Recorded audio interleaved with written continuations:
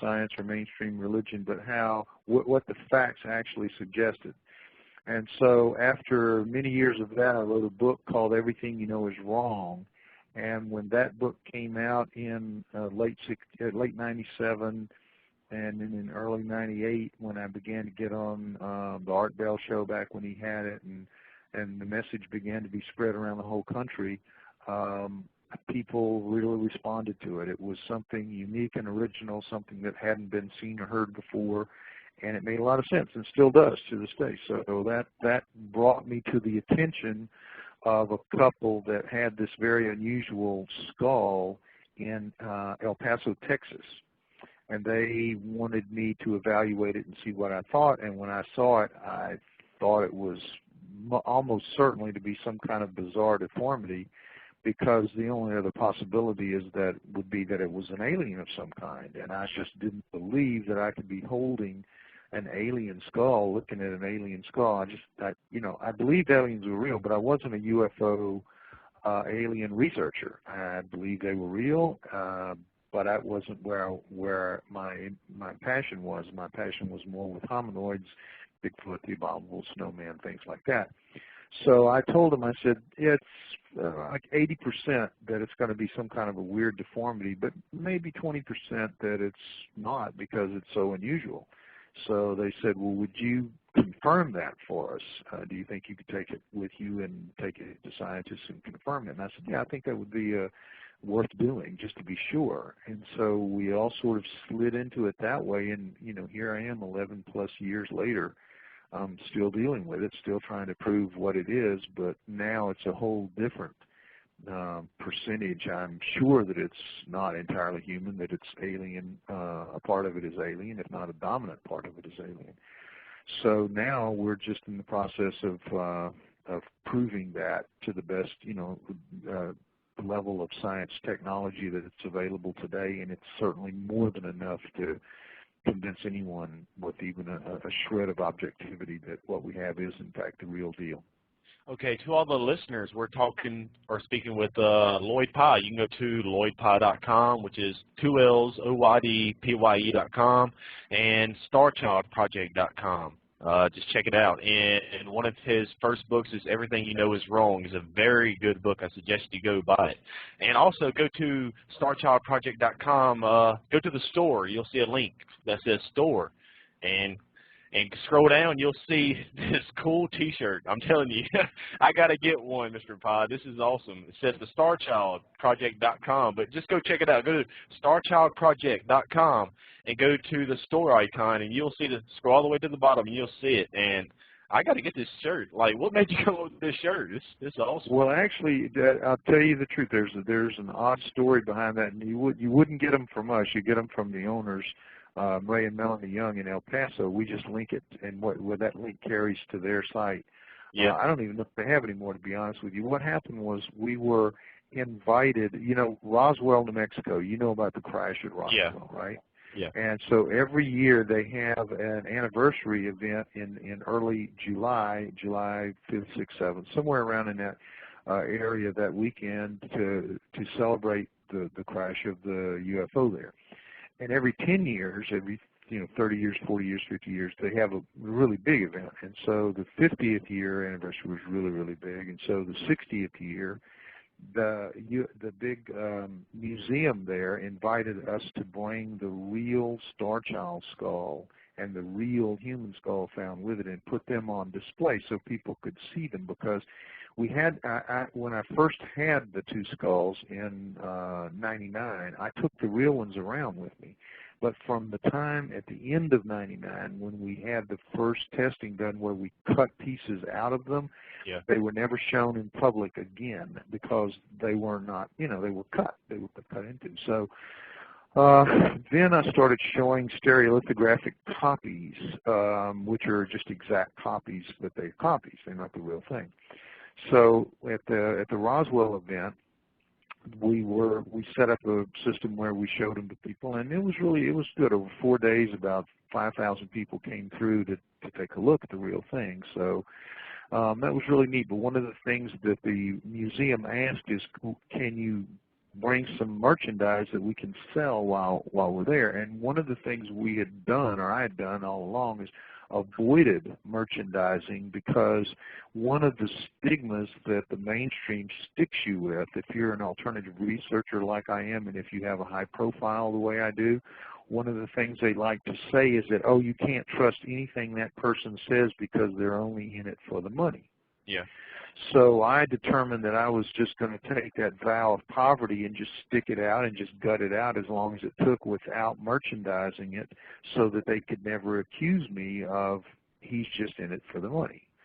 And I did a good job of that. And you know, no bumper stickers, no masks for Halloween or Mardi Gras or any of that stuff. I mean, just nothing. I didn't take any deals anybody offered me.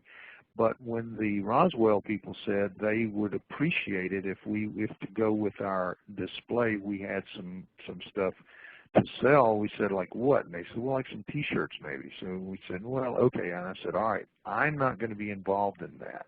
Yeah. Because my personal reputation is at stake. But if maybe Ray and Melanie the owners of the Skull, would do it. And so I, talked to them about it, and they said, yeah, sure, fine, put it, we'll handle that part. So we did. So really all I'm allowed to do is sell books. I mean, all I allow myself to do to maintain my credibility with the mainstream is sell books. So that's what I do. But so the T-shirts, they had them created. They had maybe, I think several hundred of them made. And I don't even know, honestly, I can't tell you if they have any left, because we never fool with that. It's just all that link goes right to them. So good luck if you get one. That's all I can tell you.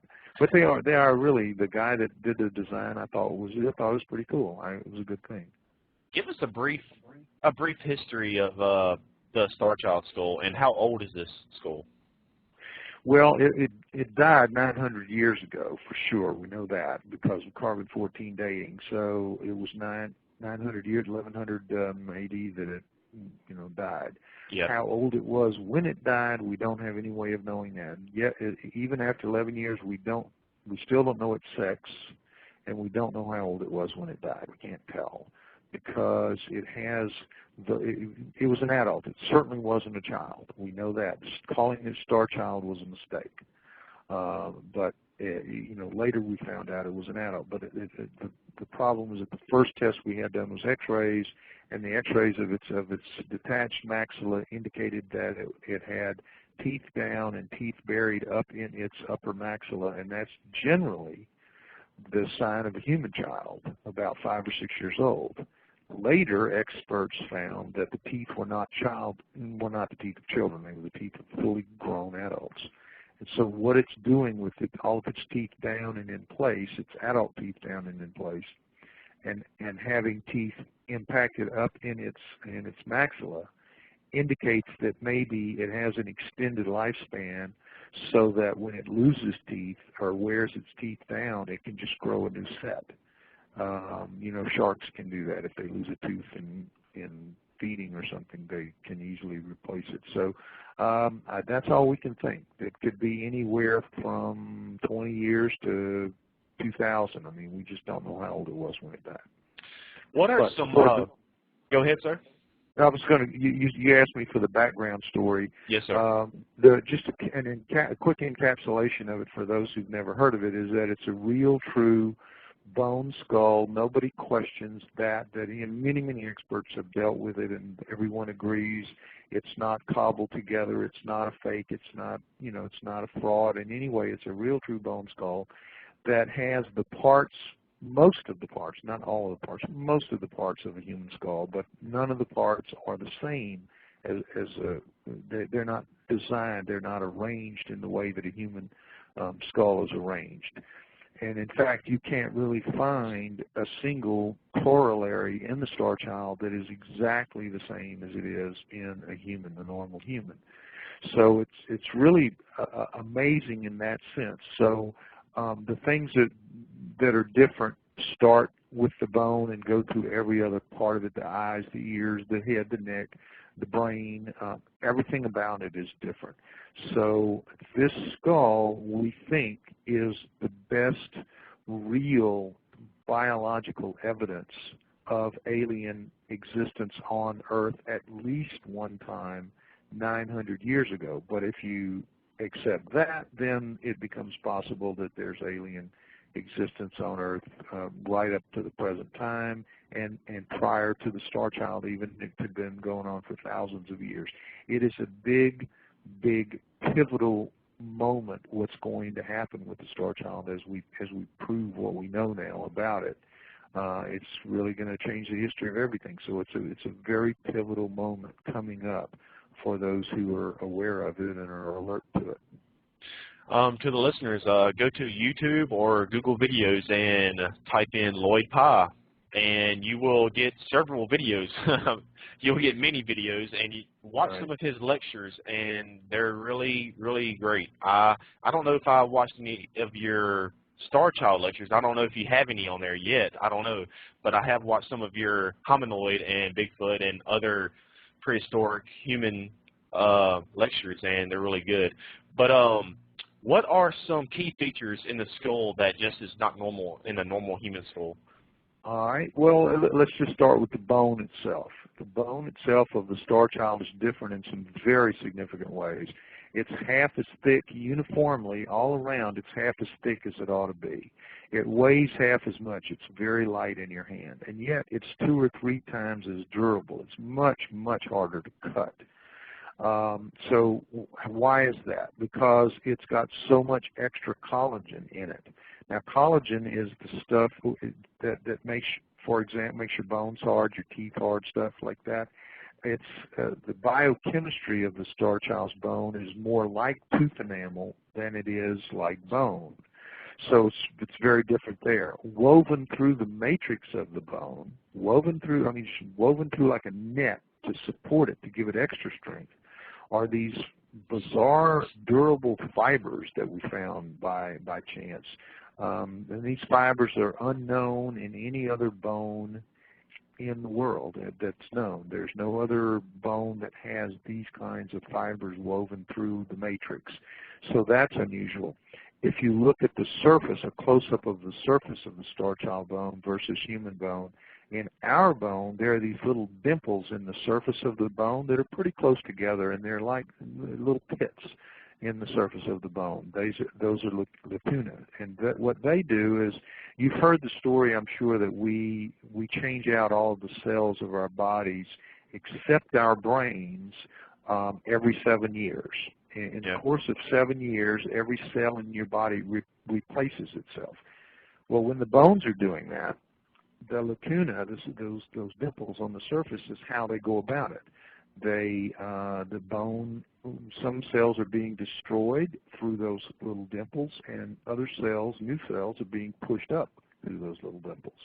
The Starchild doesn't have any really of those that look like human lacuna, but they're so few and far between, the little dimples that it has, though they're not complete dimples. They're like little specks. They're more like just pepper flakes. They're very, very strange. So all of this is completely different than human bone. Everybody listening to me now, reach around to the middle lower part of your head. Just reach around to the rear, to the middle part lower, and you'll feel a knot. Just drag your finger down the middle of the rear of your head, and you'll hit a knot. And it's right where your neck begins, and that's called the external occipital protuberance, or the inion.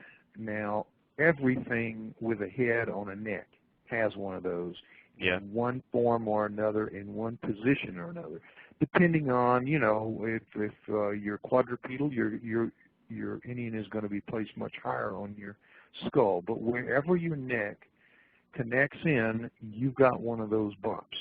The Starchild does not.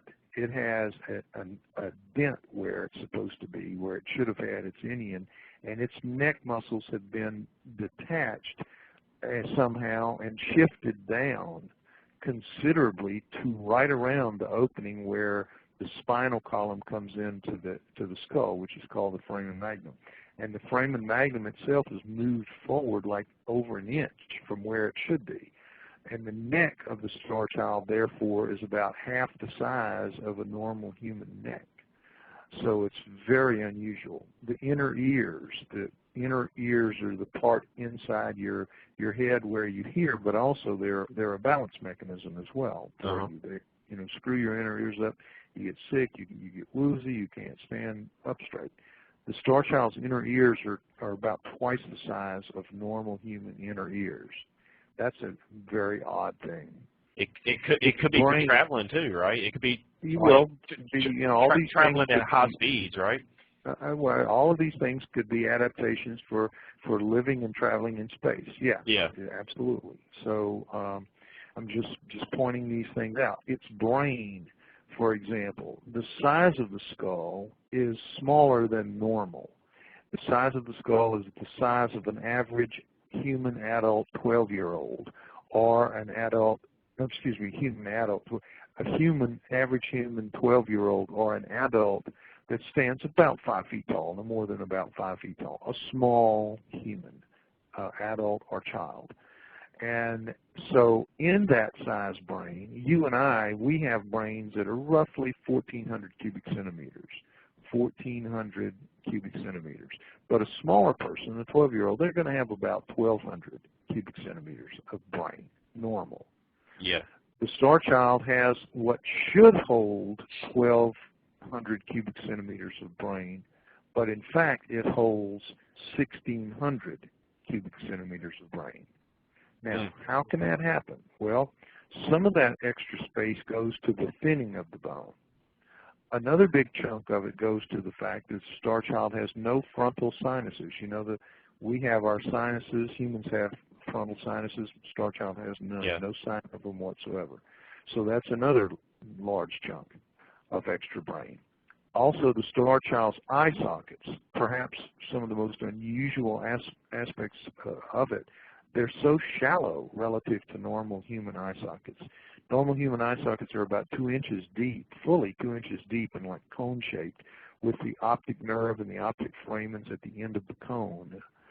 The Starchild's eye sockets are less than an inch deep, about 0.7 of an inch deep at their deepest point. And its optic foramens and optic nerve have been shifted completely away from the center rear of the cone down to the middle area of the nose, inside toward the middle of the nose.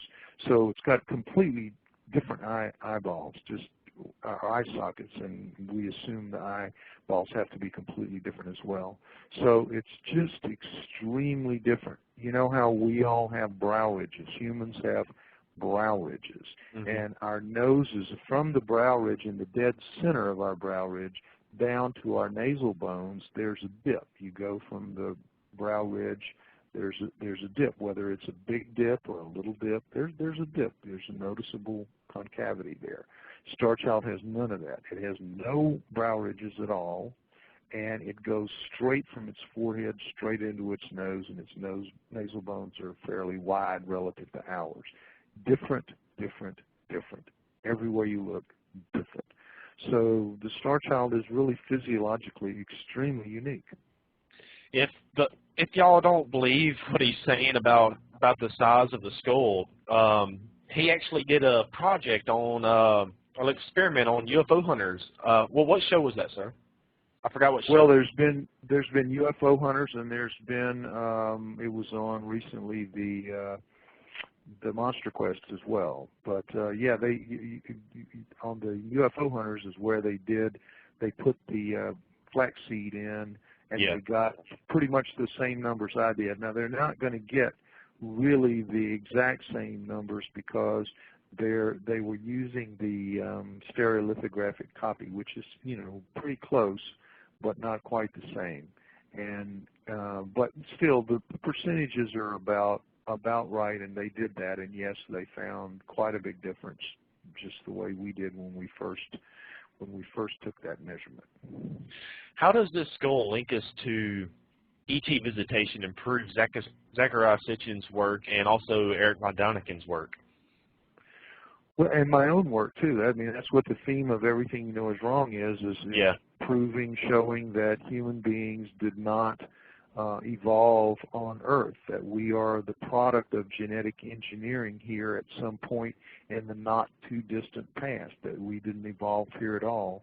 At around 200,000 years ago, when Cro-Magnons appeared, that's when we were genetically engineered by a superior race of beings called we think called the Anunnaki. But anyway, so you're looking at, in the Starchild, you're looking at a being that has to be in some way a human-alien hybrid. And we say that because in 2003 we had a DNA test done on it, which showed at a very highly qualified lab for recovering ancient DNA. Ancient DNA is older than 50 years.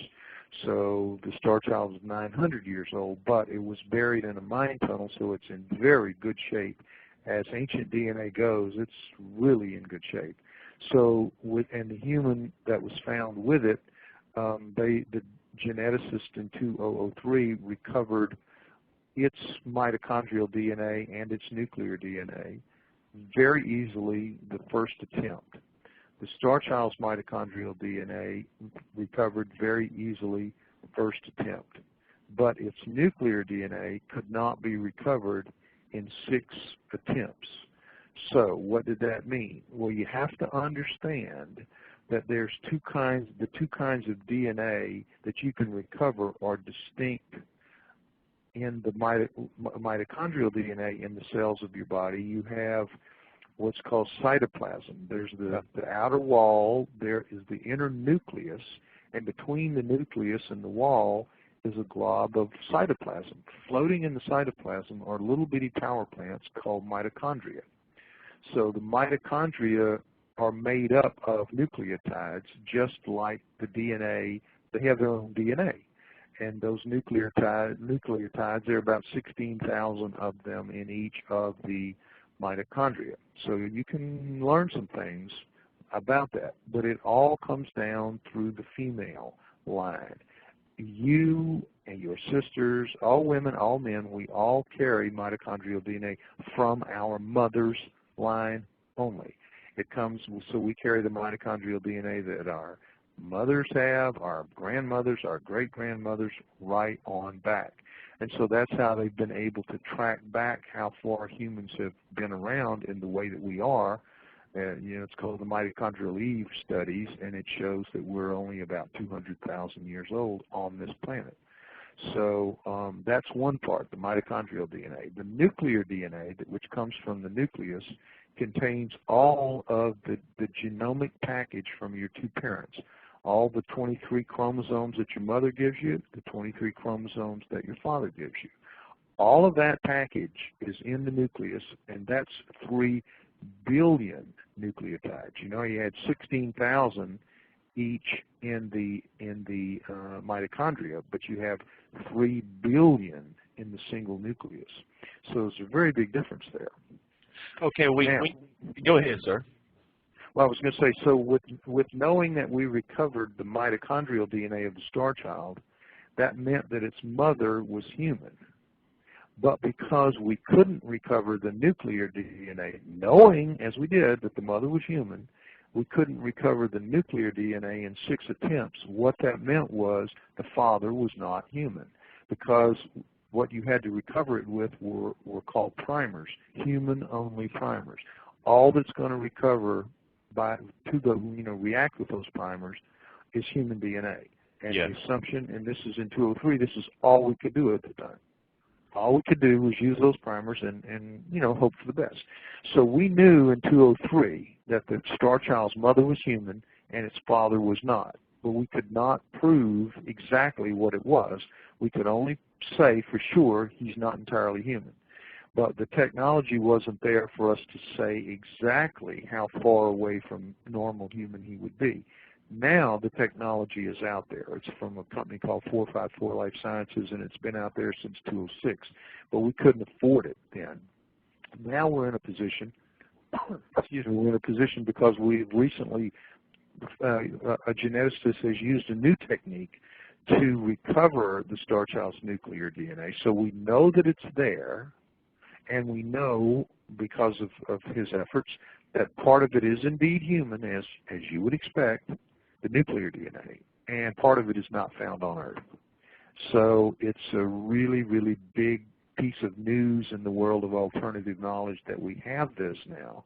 And now we're in the process of raising the money to do the tests, the sophisticated tests that we require to recover the whole genome so that we'll be able to compare it to a human and say with great precision, here's the key, Mike, with great precision, Yeah.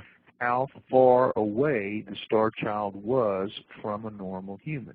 And when we can establish that percentage, we will be able to establish that it was alien. So your question was, how does it figure into the ancient astronaut theory or any of the theories? It's that we're going to be able to prove it in a way that science can't deny it. They won't have any wiggle room because DNA is their own weapon. I mean, DNA is their sword of choice to prove things because it's the biology, it's the math of biology.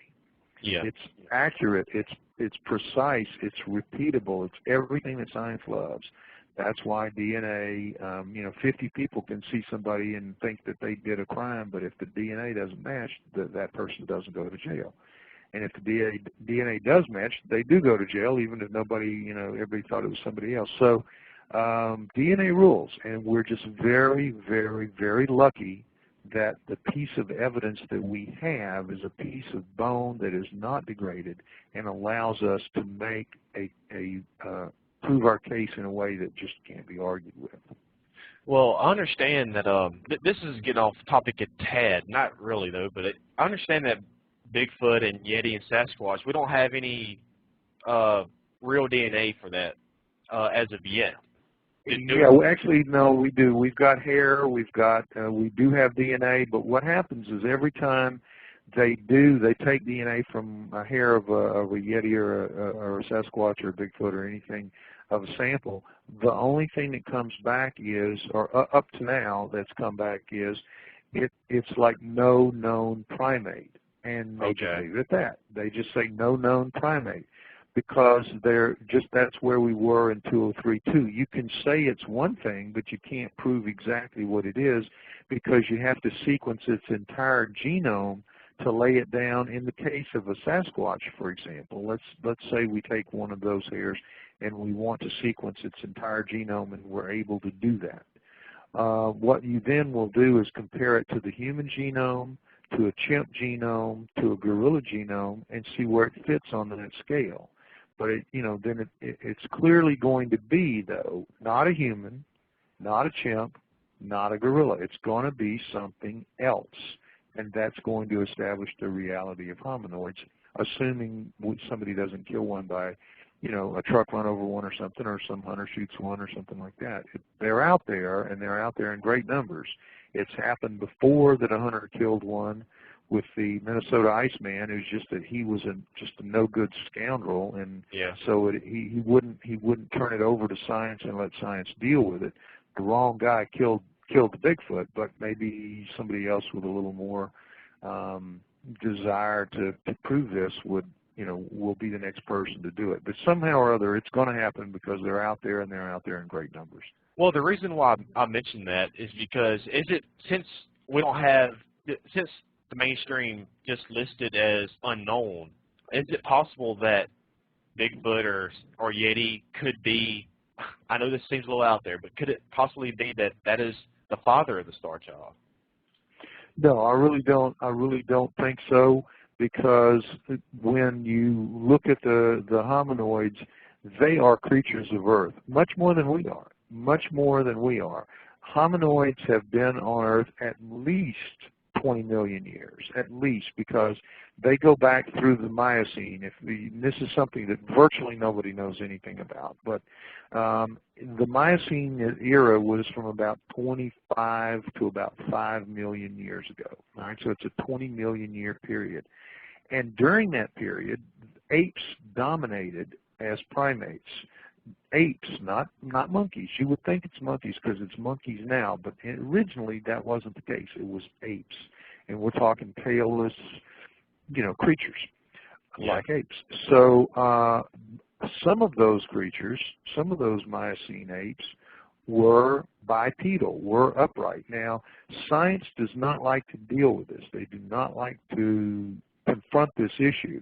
And so they've gone out of their way to, every time something comes up that looks to be bipedal out of the Miocene, they tend to just sort of overlook it, denigrate it, make it just not be there. But it's there. And there's a wonderful book called hang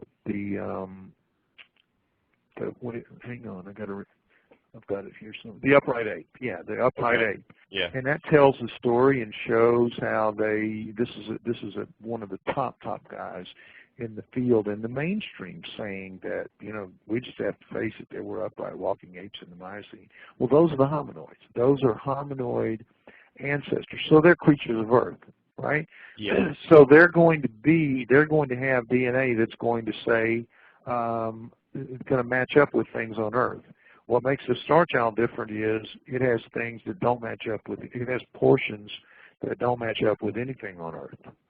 It's from, you know, somewhere else so far. Now, science is going to say, well, wait a minute, we haven't sequenced every single animal that walks and crawls the face of the Earth. Well, that's true. We haven't. But we have 120 plus species types, from viruses to bacteria to mollusks to crustaceans to invertebrates to vertebrates, all the primates, all the plant, you know, major plant families and all. So we've got a really, really good database in the NIH database, trillions of nucleotides. So when you present that database with strings, you know, 300, 400, 500 long strings of nucleotides that are coherently strung together, and it comes back and says not found in the database, you know you're looking at something very, very special. And I don't think hominoid DNA of any kind is going to come back like that. It'll come back having a terrestrial basis entirely, in my opinion. Okay, to the listeners, we are talking with Lloyd Pye. Go to starchildproject.com and also Lloyd Pye. That's with 2 L's. OYDPYE.com, and also pulled it up on YouTube. It is just type in Lloyd Pye lecture, and it'll be on the top. It will say Human Origins Intervention Theory by Lloyd Pye. It has 8 parts. Check it out. It's really good and explains more in depth of what he's talking about. It's a very fascinating lecture. Or also go buy his book, Everything You Know Is Wrong. I read it. It's a really good book, and it'll blow your socks off. But what does the mainstream science think of the Starchild project or the Starchild, the skull, and why are they afraid to look at it and examine it? Well, because they want to say that it's, what I first thought originally was that it just has to be some kind of a deformity. And what they're afraid of is really simple. It's going to prove that humans didn't evolve on Earth. So it's going to open up a really huge, ugly, nasty can of worms for them to have to deal with, which is that not only did humans not evolve on Earth, but in the end, I'm confident that the Starchild is going to prove to be so different genetically from normal humans that the only conceivable way it could have been created as a living entity with so little human as part of it, that it's a genetically engineered species. I think that's going to be the ultimate upshot. So when you establish that the Starchild is genetically engineered 900 years ago, that's going to open up the possibility that the Sumerians, the ancient Sumerians, knew what they were talking about when they said that we human beings were created genetically, genetically engineered in what they call the house of fashioning, but which really has to be a genetics lab. So that is something that science, nobody really wants to deal with, what it means to have to say humans are not indigenous species on planet Earth, that we were created here by somebody for some purpose, and it really opens up what the Sumerians said, that we were created as a species of slaves and servants to serve master beings, the Anunnaki, while they were here on Earth, to give the gods their ease, to serve at their pleasure, to just, slaves and servants. That's really what we were created, and more than that, we were created to be vastly inferior to our masters. You don't want to have a slave that can challenge you, so that for as smart as we think we are, we're really, really stupid compared to them. We're very much dumbed down, and their lifespans seem to be enormously long, immortal relative to us. So they gave us these short little 120-year lifespans, and they gave us these really stupid brains relative to theirs. And it's just, but again, facing up to that reality is going to be extremely difficult for mainstream scientists. But that's what the Starchild means. It's a really painful blow to them. Okay, we have about 20 minutes remaining. Will science, academia, and society change once this skull is proven that it is ET in origin? I don't see how it can avoid changing. It's a big deal, and it will change fundamentally the way we look at many things about ourselves. I believe it'll change in a good way, though. Well, initially there'll be a lot of complaining, a lot of debate, a lot of, like it says in the Bible, weeping and wailing and gnashing of teeth of people that just don't want to cope with this sort of stuff. But it's that way with every big change that we've ever had to go through as a species, as a people, as a country. Every time a big change comes on, just like this, economic crisis we're going through, these big changes cause a lot of turmoil and a lot of upheaval, but then people just adjust to the new reality, whatever that new reality is, and we'll get on with it. So people, there will be a time where it'll just be everyone will say, yeah, right, that's true, that was proved a long time ago, and nobody will worry about it or sweat it. But in the process of the changeover, there will be a lot of turmoil. It has to be. There's no other way around it. I know this next question is going to seem like it's a little too far in the future, or hopefully not, I don't know, but do you see in the classrooms in the future that in the history books will children or possibly even colleges be studying the Starchild? Absolutely. It will be on the agenda like Newton discovering gravity, Einstein discovering relativity. It will be one of the major events in history. I don't see how it cannot be. So, yeah, I think it's going to make history about as big as you can make history, and I'm just fortunate that I'm stuck right in the middle of it. Yeah, I don't blame you. Explain the flaws in the Darwinian theory. Well, it's just the fact that everything about the Darwin theory hinges on the fact that mutations are supposed to lead to positive incremental improvement, when in fact that is not what mutations do. Mutations invariably lead to degradation rather than improvement. And when you look over the span of all species out there, you never really see any dramatic change in any of them. You see changes in parts of their bodies, which is called microevolution. And this is all that Darwin ever chronicled, and he acknowledged this.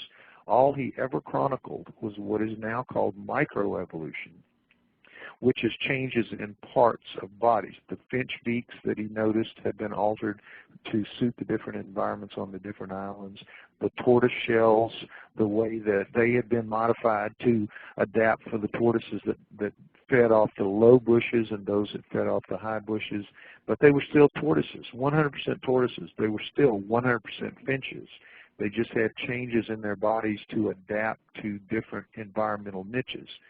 But what happened was the later Darwinists extrapolated that, and Darwin did himself to a certain extent. He said, well, if we can see this now in this set specific period of time, then if you look at the whole time of Earth, the billions of years that Earth has been around, and they assumed life had been there. They already had fossils indicating that life was pretty old then.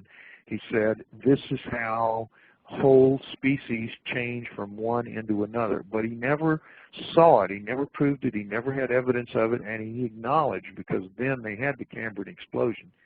And the Cambrian explosion is when the first advanced life forms come to Earth, And it's very, very clear in the fossil record that it doesn't evolve. It just suddenly appears. That's why they call it the Cambrian explosion.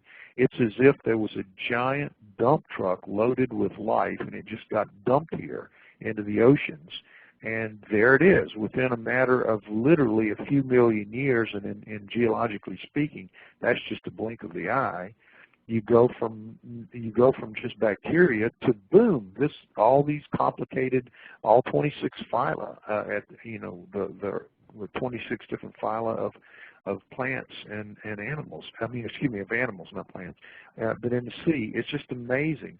So there is no evidence anywhere from that point forward of gradual evolution, species into species, macroevolution. There is no evidence for it, and every time you hear mainstream science say, we have another missing link, we have another missing link, we have another missing link, you hear it about every 3 months they have a new missing link. Yeah. It's because they're trying to convince you that they're on the case, that evolution is real and all that, but the truth of it is not. It just isn't. It's never been proved, never going to be proved. It's not real. The problem with denigrating evolution the way I'm doing it is it gives the creationists fuel to say, well, if evolution is not real, then let's go back to the idea that God did it all. If you don't have a good answer, then let's go with our answer. Well, I'm totally against them as well. They're as wrong as the Darwinists are wrong. The truth lies in the middle ground between the evolutionists, the Darwinists, and the creationists. The truth lies, I believe, I'm convinced, with the intervention theory. And the intervention theory is that everything on Earth is put here. Yeah. There's intervention to put it here, from the very first life forms, from the prokaryotes to the eukaryotes to the Ediacaran fauna to the Cambrian explosion and everything that's come since. It's put here, and then it's allowed to microevolve, suiting various ecological niches. But nothing originates here. It's brought here. And every time we've had these catastrophes, these major catastrophes where 50% or more of the life forms get wiped out, and we've had a half dozen of those, what happens afterwards is that new life forms are brought in to adapt to whatever the new environment is after the catastrophe. New life forms come and are allowed to dominate. So the whole of Earth is just being managed by some intergalactic force out there. I don't know what it is, and I don't know that I'll ever know it in my lifetime. All I know is that all the things that we're being told and we're being taught are just not the truth. And sooner or later, it's going to be shown to posterity, to those that come after us in the next 100 years or 200 years, that we're as stupid right now, we're as ignorant of the reality of existence, of the realities of existence right now today as they were 300 years ago when they thought the earth was flat and then that the earth was the center of everything. We look back on those people and we say, God, how stupid were they? People, I promise you, Mike, I promise you that 100 years from now, 200 years from now, people are going to look at us and say, God, how stupid were those people? Yep, exactly. But that's just the way it is. We just are a very pig-headed bunch, and we have very, very fragile egos, and particularly the egos of our scientists are extremely fragile, and so they just fight every way they can to maintain the status quo rather than looking at the facts the way they are and trying to get to the truth of things. And so that's left up to people like me, and I'm not the only one, but I'm one of them doing it. Yeah, this chat room is booming, and if you want to call in and talk to Lloyd Pye, we have 12 minutes remaining. The number is 646-727-2051. That's 646-727-2051. Do you believe we are devolving as a human race, or are we, like many say, we're evolving? Excuse me. I think probably, all things considered, we have to be devolving simply because we are creating so many of ourselves. Yeah. And when all species overpopulate, they devolve and eventually create their own kind of weeding out disaster. And I think probably we're in that end of the cycle. I mean, there's every generation is going to produce its handful of geniuses, but the majority we get basically worse and worse and worse as it goes. That's just the pattern.